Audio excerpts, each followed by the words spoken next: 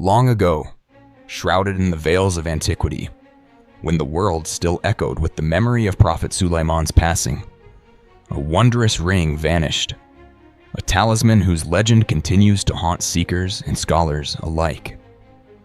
This was no ordinary artifact. Forged in Eden's radiance, it was the key by which Sulaiman governed the hidden realms, Jinn, beasts, and every creature between earth and sky.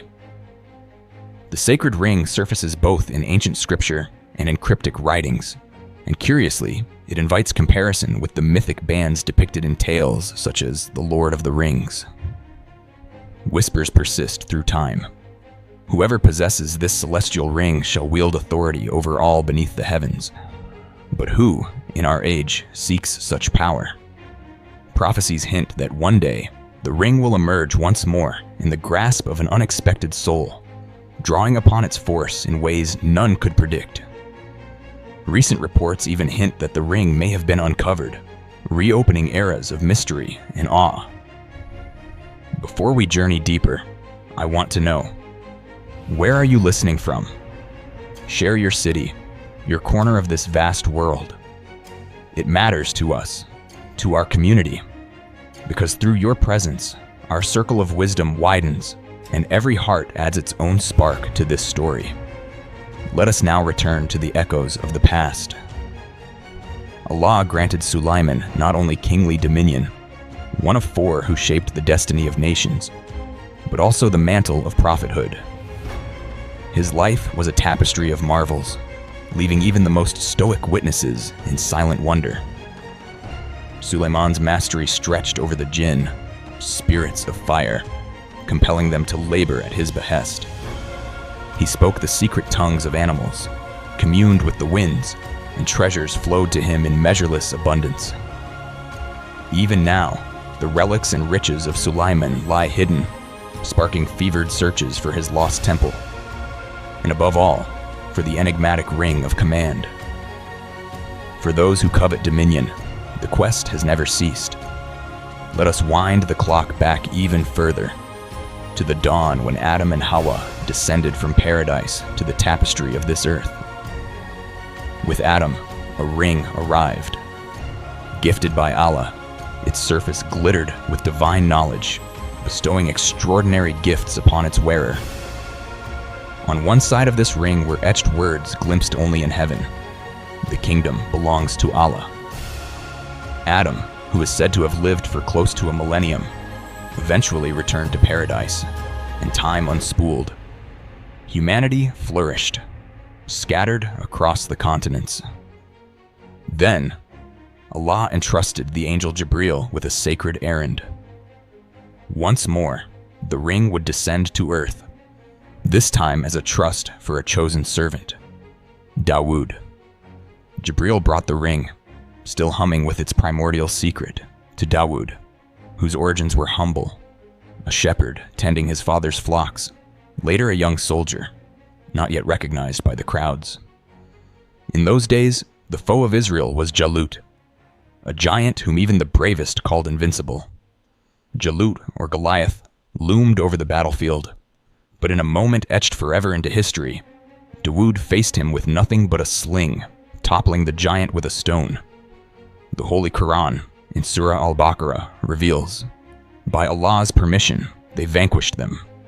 Dawood slew Jalut, and Allah granted him sovereignty, wisdom, and knowledge, as he willed. The ring's arrival was cloaked in divine wisdom. Etched upon it was the Ismi Azam, the greatest name of Allah, bestowing, by permission, authority to command the Jinn, the winds, and the fauna. According to Tabari, Jibril relayed Allah's command. Dawood was to gather his sons and pose to each a set of profound questions, passing the ring, and with it, his kingship, to whomever answered best. Before the people, Dawood posed his riddles. What is most beautiful? What is most dreadful? What is the roughest? And what is the sweetest thing in existence? Only Sulaiman, the youngest, found answers resonant with truth. Still, Dawood's wisdom warned him of potential dissent. Sulaiman was but 12, his brothers older and stronger, and the people, like in the story of Yusuf, might revolt at such a choice. So Dawood made the challenge still harder, asking, "What is the thing that if it is upright, all is well, and if it is corrupted, everything is ruined?" Each son ventured a reply, but only Sulaiman's answer, the heart, won the crowd's acceptance. The final proof called for a miracle. Dawood inscribed each son's name upon a rod, placed the rods in a sealed room, and awaited signs. Only Sulaiman's staff burst into leaf and blossom, a clear sign. His path to kingship was assured. Yet one detail troubled Dawood. Sulaiman had smiled throughout the ordeal. When asked why, Sulaiman replied, "I myself did not know the answers. An ant over there whispered the wisdom I spoke. I only repeated what I heard." Even if guided by a humble creature, the outcome was decided, for the source of truth matters less than the truth itself when seeking Allah. Thus Dawood, by divine command, placed the ring upon Sulaiman's hand, continuing a chain from Adam to Dawood, and now to Sulaiman. Traditions foretell that in ages yet to come, the ring will pass to one more, someone whose name, when revealed, will astonish you. For now, let us contemplate the ring itself. This ring, what some call the seal of Sulaiman, cradled an arcane name of Allah, known only to a select few, even among the angels. Wielded solely at Allah's behest, it gave Sulaiman unmatched command over the hidden and the manifest. Whenever he wished, he wore the ring, and the world bended to his decree. Among Muslims, it is named Khatam Sulaiman. Among Christians, the Star of David. Because Sulaiman hailed from the Israelites, the Jews inherited the star's symbol, now set upon Israel's flag. Many today misunderstand this sign, presuming it unique to Israel or tied to Freemasons. In truth, the emblem's adoption as a modern national symbol is recent. During Ottoman times, it was etched everywhere, on market doors, blades, mosque walls, gravestones. To this day, the six-pointed star endures as a vestige of the house of Dawood, himself revered among all prophets. Many now fashion rings styled after Sulaiman's as ornaments, sensing perhaps that such a symbol might repel evil spirits. But true power rests not in objects, only in Allah's decree. The motif of a magical ring, conferring sovereignty and supernatural gifts, runs not only through our traditions, but is echoed in modern legends such as Tolkien's. The imagery finds its roots here. Let us return to the days of Sulaiman, to his army of Jinn, and the marvels wrought through their service. In a time when the unseen walked in the world and chaos reigned, Sulaiman beheld wonders unmatched by any before or since. Roughly 3,000 years ago, in Gaza, a child was born who would, far beyond the aspirations of any ruler, become both prophet and king, honored as one of the four who governed the known world. But for Sulaiman, prophethood eclipsed all other distinctions. On the eve of his own passing, Dawood summoned Sulaiman and offered sagacious counsel. Desire nothing from humankind. Herein lies true abundance. Do not covet what Allah has given others, for such yearning is true poverty. Let each day surpass the last in goodness. Avoid both words and deeds that bring regret. When anger stirs, walk away. Shortly thereafter, Dawood greeted the angel of death, Azrael. His 40-year reign, during which he conquered Jerusalem and gave Israel its golden age, had ended. It was Sulaiman's turn to shepherd his people with justice and wisdom. From this moment, Sulaiman's miracles unfurled, mysteries that continue to bewilder and inspire. Allah bestowed upon him not a mere crown, but the rarest kingdom in creation. Sulaiman gazed to the heavens in a prayer. My Lord, forgive me. Grant me a kingship none after me will ever possess. And Allah accepted. One dawn, Sulaiman stood upon his palace terrace, noting peculiar currents in the air. Beings, unseen yet palpable, circled around, and soon, fiery forms, the Jinn, manifested. But Sulaiman was unshaken. Raising his ring engraved with the Ismi Azam, he spoke with unyielding resolve. "You are under my command. Allah has endowed me with this charge." And so, the mightiest Jinn, the fearsome Ifrits, and even the devils themselves, prostrated before a mortal for the first and last time. Quran affirms, "By his Lord's command, we made the Jinn work for him. Whoever defied was punished by flaming torment." Sulaiman set the Jinn to complete Masjid al-Aqsa, a task his father had left unfinished. Human hands were inadequate for such labor, but with a word, Sulaiman conscripted the Jinn. Invisible workers laying stones, casting molten copper, transporting immense marble slabs as if weightless. They built grand halls, statues, vast basins and cauldrons, day and night without rest. The people of Israel, witnessing these monumental works but seeing no builders, began to suspect sorcery. Some turned to forbidden arts, but Sulaiman chastised them, gathering all sorcerous texts and burying them beneath his palace. Yet long after his death, those books would resurface and tempt humanity once more. The army of Sulaiman was like no other, its ranks a blend of jinn, men and beasts, as described in Surah An-Naml. His forces of jinn, mortals, and birds assembled and were kept in disciplined order. In battle, lions and eagles led the charge, their presence alone enough to sap courage from enemy ranks. Cavalry swept across the field, flanked by invisible legions of jinn, spirits ignited by smokeless fire. Overhead, birds, thousands of them, scouted, spied, relayed intelligence. Eagles surveilling, hoopoes relaying messages, the sky itself seeming to conspire in Sulaiman's favor. His adversaries, confounded by what they could not see or comprehend, surrendered before the clash even began. Such riches were not harvested in war alone. Sulaiman dispatched jinn into the oceans, where they retrieved pearls of incomparable splendor, each worth a king's ransom.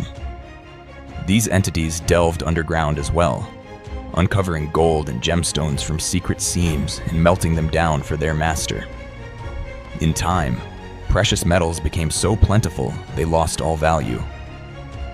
Sulaiman's palace gleamed with golden vessels and vast reservoirs fashioned by the jinn.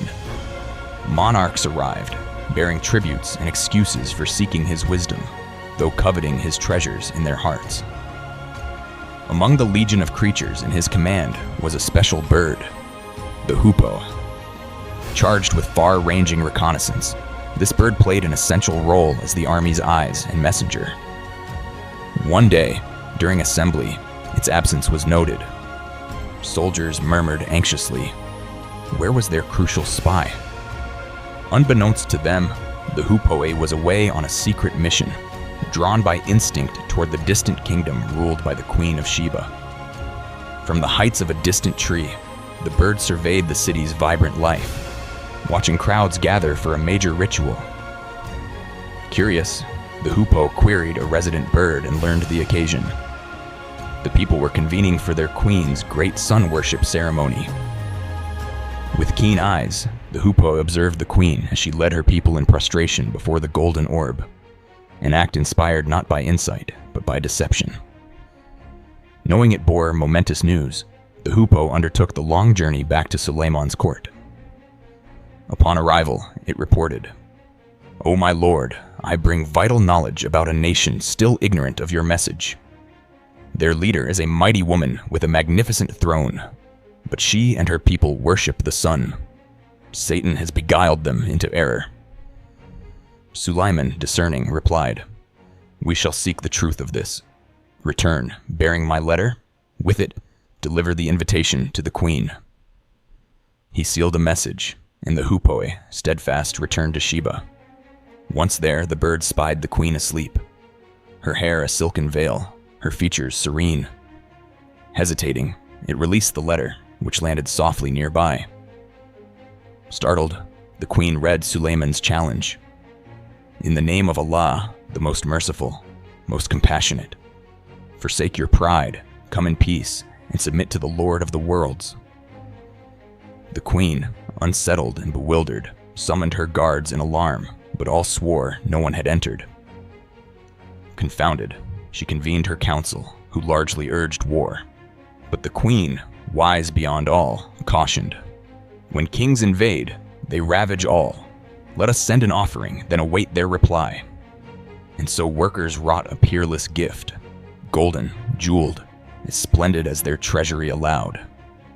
The Hoopoe, listening from its high perch, caught wind of all that transpired and informed Sulaiman, even noting the messenger's journey toward his palace. Sulaiman prepared his ranks, a staggering array of creatures assembled in unity. When the queen's envoys arrived, their senses reeled. Lions and other predators marched with soldiers. Birds flocked in intricate patterns. Elephants lumbered alongside chariots. And marvel of marvels, winds carried entire divisions. Weapons moved as if by invisible hands. The messengers trembled at the sight. Their guide spoke gently. "What you see is but a division of our Jinn, training at dawn." Stricken with awe, the envoys finally stood before Sulaiman. He rejected their extravagant gift. "You seek to impress me with wealth? What Allah has granted me surpasses all yours. Take back your present. If you do not yield, my armies will humble you utterly." Carrying his words, the messengers returned to their queen, who resolved at last to meet Sulaiman in person. Meanwhile, Sulaiman addressed his own council. "The queen is coming. Who among you can transport her throne here before she arrives?" An Ifrit among the Jinn boasted he could bring it before Sulaiman stood, but a man endowed with secret knowledge, Ilm Laduni, said, "I shall do it faster, before your eyes blink." And as Sulaiman consented, the throne materialized instantly, a marvel akin to what we might now call teleportation. Quickly, Sulaiman ordered the throne altered, its features subtly changed. As she journeyed, the Queen of Sheba beheld firsthand the wonders described by her envoys. Her confidence diminished as each step brought further proof of Sulaiman's might. By the time she entered the fabled palace, bejeweled columns, doors sparkling with treasures, artistry beyond imagination, her pride had fallen away, replaced by humility and awe. At the threshold, she paused. The floor was so transparent, crafted from flawless crystal, with streams flowing beneath, that she mistook it for water, raising her hem. Sulaiman answered gently, "There is no need. This is but pure glass." Crossing, she saw her own throne, both changed and unmistakable, a sign undeniable. A subtle transformation overcame the queen. The sun she had adored dimmed in her heart. In its place burned a luminous truth, a guiding light that would never fade. With deep sincerity, she renounced old illusions and embraced the faith of Sulaiman. In time, she and the prophet were married, and her people followed her path, leaving behind their worship of created things for the worship of the Creator. According to tradition, Sulaiman lived 5 centuries. Once, while leading his hosts past a valley, he overheard an ant's tiny call. "O ants, withdraw to your homes, lest Sulaiman and his army trample you unawares." Sulaiman smiled and replied, "All this, my rule, my kingdom, shall pass, but the reward of La ilaha illallah, the oneness of Allah, endures." Every day of Sulaiman's life overflowed with miracles. He was king and prophet, but even he could not stay death's approach. One day, he secluded himself in his chamber when a stranger appeared. "Who enters without leave?" demanded Sulaiman. The visitor replied, "O prophet, peace be upon you. I am he whom no gate can bar, the one who visits all, and every palace in my path falls silent." Sulaiman understood. It was Azrael, the angel of death. He stood, leaning upon his staff, and as his soul departed, his body remained upright, silent king, propped by wood. Weeks and months slipped by. Seeing him, people believed him still alive, out of reverence, not daring to disturb him. Even the Jinn toiled on, oblivious, enslaved to a prophet who had already returned to his Lord. But a lowly termite, unnoticed by all, began gnawing at his staff. Gradually, the wood rotted. Then, with a gentle snap, Sulaiman fell. Only then did all, human and jinn, realize the truth. The Quran records this. The jinn learned in that moment that their claim to hidden knowledge was vain. After Sulaiman's death, the ring, source of so many wonders, vanished, lost once again to history. Like treasure hunters, the world still searches, haunted and hopeful. The Israelites returned to forbidden books buried under the sanctuary, Beit al-Maqdis, which Sulaiman and the Jinn had built. But soon, catastrophe struck. Nebuchadnezzar invaded, Jerusalem blazed, and the sacred relics were plundered. Beit al-Maqdis, today known as Masjid al-Aqsa, saw ruin and rebirth in the centuries that followed. Its stones remember Sulaiman's story, a living parable inscribed in the Quran, a testament to the dignity of knowledge, the majesty of wisdom, and the blessings Allah bestows on those who are grateful. If this story stirred something within your soul, let your presence be known. Like this video, leave your reflections below and join us by subscribing. With your support, our gathering of seekers grows, and so too does the reach of these ancient tales. Until our next meeting, may Allah's protection be upon you, wherever you are.